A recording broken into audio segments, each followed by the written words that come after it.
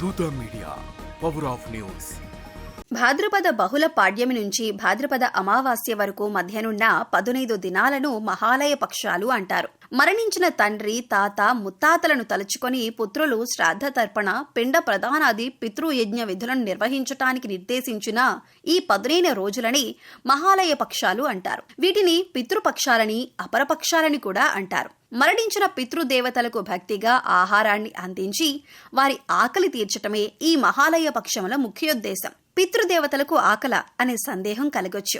ఈ కనిపించే సకల చరాచర జగత్తు మొత్తం ఆకలి అనే సూత్రం మీదనే నడుస్తోంది. అన్నాద్భవంతి భూతాని పర్జన్యాదన్న సంభవ, యజ్ఞద్భవతి పర్జన్యో యజ్ఞ కర్మ సముద్భవ అన్న శ్లోకం ప్రకారం అన్నం వలన ప్రాణికోటి జన్మిస్తుంది, వర్షం వలన అన్నం లభిస్తుంది, యజ్ఞం వలన వర్షం కురుస్తుంది, ఆ యజ్ఞం కర్మ వలన సాధ్యమవుతుంది.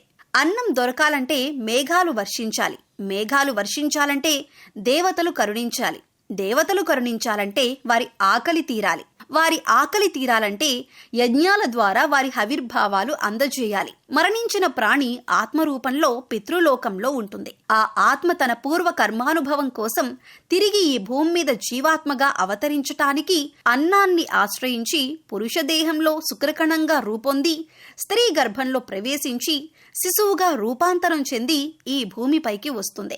మరణించిన మన పితరులకు మోక్షం కలగాలంటే కర్మ పరిపక్వం కావాలి. అలా జరగాలంటే పితృదేవతలు దేహధారణ చేసి ఈ లోకంలోకి రావాలి. అలా రావాలంటే వారికి అన్నం అందించాలి. అది రక్తం పంచుకున్న పుత్రులే అందించాలి. అప్పుడే వారి పితృ రుణం తీరుతుంది. రుణం తీరటమే మోక్షం అని అంటారు.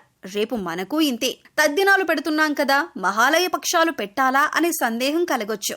మరణించిన తండ్రి తిథినాడు పుత్రుడు తద్దినం పెట్టడం హిందూ సాంప్రదాయంలో అనాదిగా వస్తున్న ఆచారం. పితృతిథి నాడు పుత్రుడు తన తండ్రి, తాత, ముత్తాతలను తలచుకొని పితృయజ్ఞం నిర్వహిస్తాడు. పుత్రులు లేని వారి సంగతేమిటి? వారి గతి అధోగతేనా అనే సందేహం మీకు రావచ్చు. అయితే కాదని శాస్త్రం చెబుతోంది.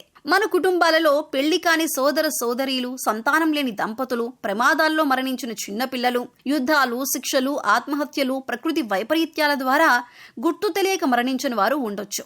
అటువంటి వారందరికీ తిలోదకాలిచ్చి ఊర్ధ్వలోకాలకు పంపటం కోసం ఈ మహాలయ పక్షాలు నిర్దేశించబడ్డాయి. పితృతిథి నాడు 3 తరాల వారికి మాత్రమే తిలోదకాలు, పిండ ప్రదానం ఇవ్వబడతాయి. కానీ ఈ మహాలయ పక్షములు 15 రోజులు మన వంశంలో మరణించిన వారందరికీ, పుత్రుల్లేని గురువులకు, స్నేహితులకు కూడా తిలోదకాలు, పిండ ప్రదానం ఇచ్చే అర్హత మనకు ఉంది. దీనిని సర్వకారుణ్య తర్పణ విధి అంటారు. ఏ కారణం చేతనైనా తద్దినం పెట్టలేకపోతే ఆ దోషం మహాలయం పెట్టడం వలన పోతుంది. ఈ 15 రోజులు పితృదేవతలు మా వారసుడు పితృయజ్ఞం చేయకపోతాడా, మా ఆకలి తీర్చకపోతాడా అనే ఆశతో మన ఇంటిని ఆవహించి ఉంటారు. పితృయజ్ఞం చేసిన వారసునికి సకల ఐశ్వర్యాలు, పిల్లాపాపలతో ఆనందం కలగాలని దీవిస్తారు. చేయని వారసుని వంశం నిర్వంశం కావాలని శపించి కోపంగా వెళ్లిపోతారు. వంశం నిర్వంశం కావటం అంటే సంతానం కలగకపోవటమే. సంతానం లేని వారి గతి ఎలా ఉంటుందో తెలుసు కదా. అందుచేత తప్పకుండా మహాలయ పక్షాలు పెట్టాలి. సాధారణంగా తండ్రి చనిపోయిన తిథి నాడు మహాలయం పెట్టడం ఉత్తమం. అలా వీలు కాని పక్షంలో సర్వ పితృ అమావాస్య నాడు పెట్టడం ప్రశస్తం. ఈ రోజు మరణించిన బంధువులందరికీ వారి తిథులతో సంబంధం లేకుండా మహాలయం పెట్టాలి. గత ఏడాది చనిపోయిన వారికి భరణి పంచమి తిథుల్లో మహాలయం పెట్టాలి. భార్య మరణించిన వారు అవిధవ నవమి నాడు మహాలయం పెట్టాలి.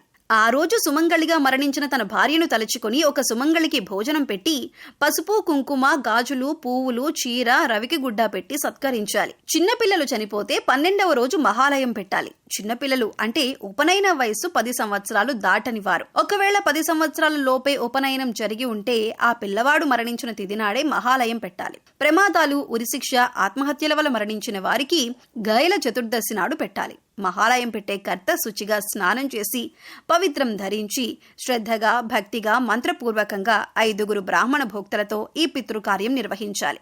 5 భోక్తలు అంటే పితృదేవతలకు అధిపతి శ్రీ మహావిష్ణువు కోసం ఒక భోక్త, విశ్వదేవతల ప్రీత్యర్థం ఒక భోక్త, తండ్రి, తాత, ముత్తాతల ప్రీత్యర్థం ఒక భోక్త, తల్లి తరపు తండ్రి, తాత, ముత్తాతల ప్రీత్యర్థం ఒక భోక్త, సర్వకారుణ్య స్థానంగా తండ్రి, తల్లి తరపు బంధువులు, గురువులు, స్నేహితుల ప్రీత్యర్థం ఒక భోక్త.